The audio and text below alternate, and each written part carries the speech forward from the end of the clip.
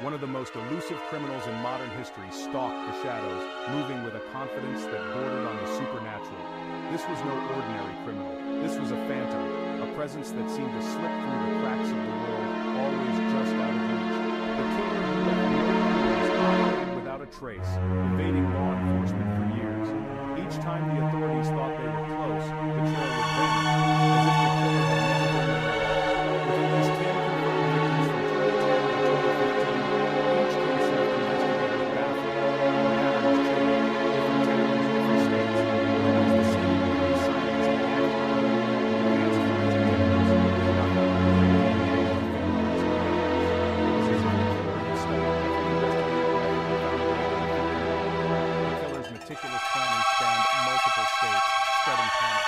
Communities that once felt safe were now gripped by fear as the realization dawned that anyone could be next. The breakthrough came from an unexpected source, a witness who noticed an unusual vehicle near a crime scene. It was a small detail, but in the case with so few leads, there was a glimmer of hope. The story began quietly, with a single seemingly isolated tragedy in suburban Ohio. A peaceful neighborhood was shattered overnight, and the sense of security was lost forever. The victim was found at home. No forced entry, no struggle, no clues. It was as if the killer had simply walked in and out, leaving no trace of their presence. The scene was pristine, almost sterile, as if the perpetrator had vanished into thin air. Investigators were left with no questions than answers, and a growing sense of unease. Months later, a nearly identical case emerged.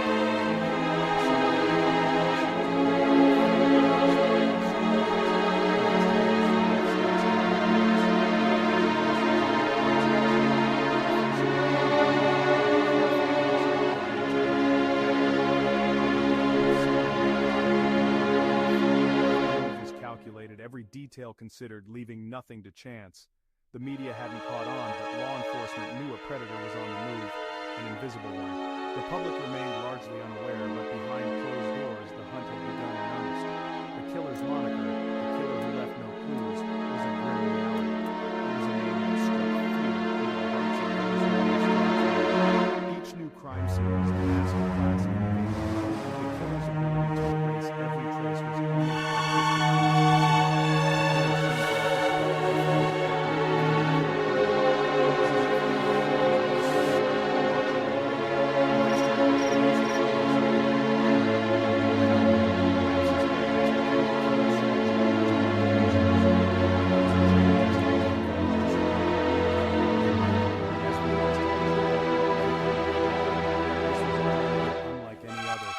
Shadows were their perfect hunting ground.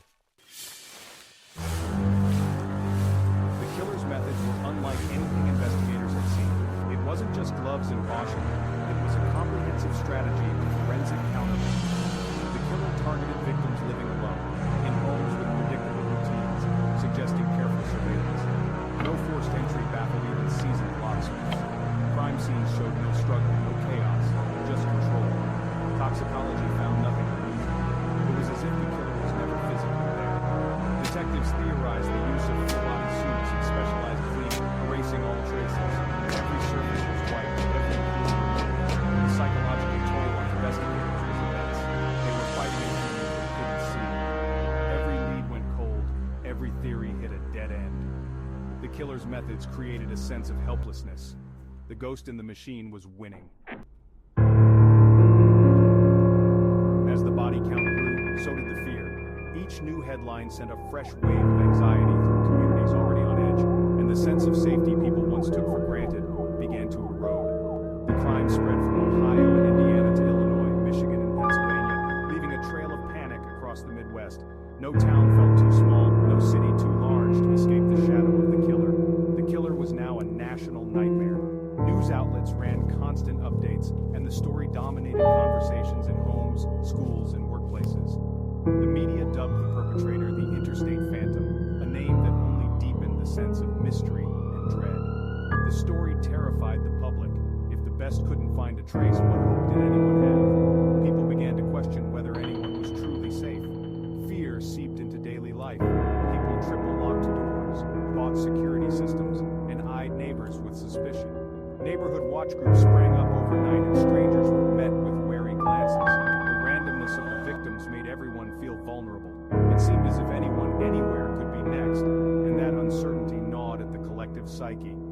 enforcement formed a multi-state task force, appealing for any information.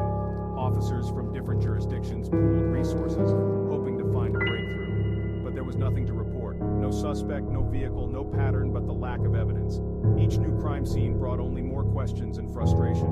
The public wanted answers. Police had none. Press conferences grew tense, and officials struggled to reassure a population desperate for hope.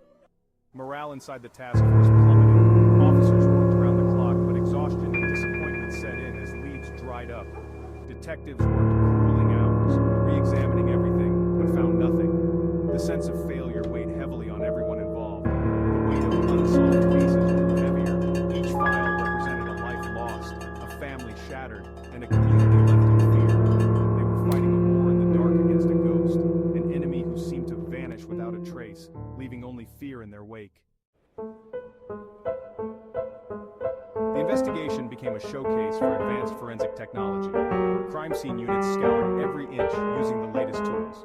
Despite their efforts, the results were always the same: nothing. DNA analysis was useless. Only the victim's DNA was ever found. It was as if the killer was a sterile entity, incapable of leaving a trace. Investigators tried to build a profile from what wasn't there: no fibers, no soil, no pollen. Theories abounded, but none brought them closer to an identity. They were defining a shadow by the light of the heart. The forensic void meant no physical links between scenes, only the total lack of clues connected the crimes. Without something tangible, they were stuck in a loop of discovery and disappointment. Years into the investigation, the task force was drowning in data but starved for information. They compiled massive databases of potential suspects. Anyone with the skills could commit such a long strike. The list grew into the tens of thousands. Killer's mobility complicated. Investigators analyzed travel patterns, travel routes, and flight patterns. The movement seemed random, defying patterns. Critical profiling and private suspects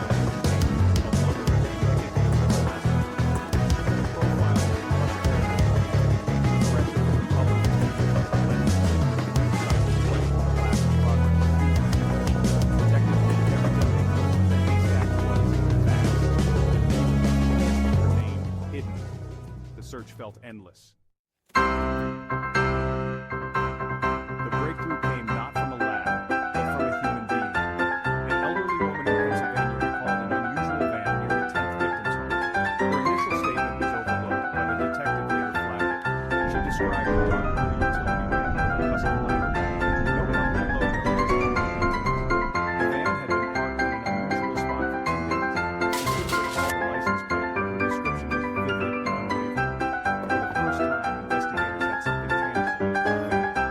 The focus shifted from the invisible killer to a very real object. The task force scoured DNA databases and sent out bulletins nationwide. The search was no longer for a phantom, but for a clue. It was a long shot, but it was the only shot they had. The search for the blue van required a complete shift in strategy.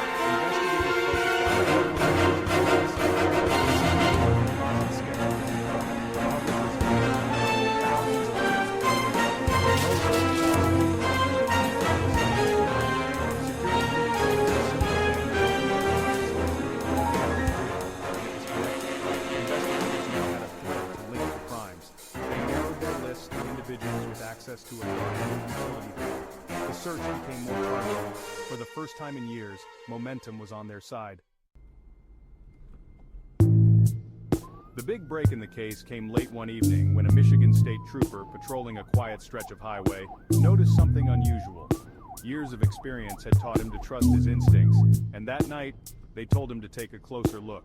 Parked at a remote rest stop was a dark blue utility van, its custom ladder rack glinting under the harsh fluorescent lights. The van seemed out of place, sitting alone in the lot, and the trooper decided to run the plates.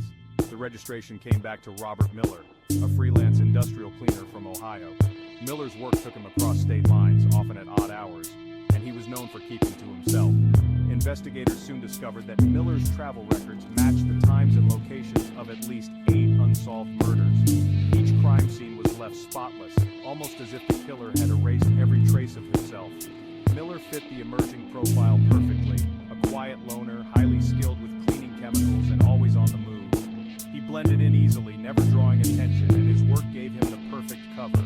Surveillance teams watched as Miller followed precise, almost ritualistic routines. He cleaned obsessively, maintained his van meticulously, and never strayed from his patterns. With mounting circumstantial evidence, the multi-agency task force moved quickly. They secured a warrant, knowing that any delay could mean another victim. Miller was arrested quietly at the same rest stop where the trooper first spotted him. There was no struggle, just a resigned acceptance, as if he knew the net had finally closed. His home was immaculate, almost sterile, but the garage and van told a different story. Investigators found a trove of suspicious items, each one hinting at a double life. Full-body suits, industrial cleaning agents, and lock-picking tools were carefully cataloged. Each item was a piece of the puzzle, revealing the methodical nature of the crimes. Most chilling of all, a hidden compartment in the van contained personal items belonging to the victims. A watch, a ring, a driver's license. These trophies were the only evidence he allowed himself to keep. In the end, these trophies proved to be the killer's one critical mistake. They tied Miller directly to the victims, providing the final link investigators needed. The ghost who had haunted investigators for years finally had a face and a name. Years of fear and frustration for the community ended with a single, decisive arrest. Relief swept through the town as news of Miller's capture spread.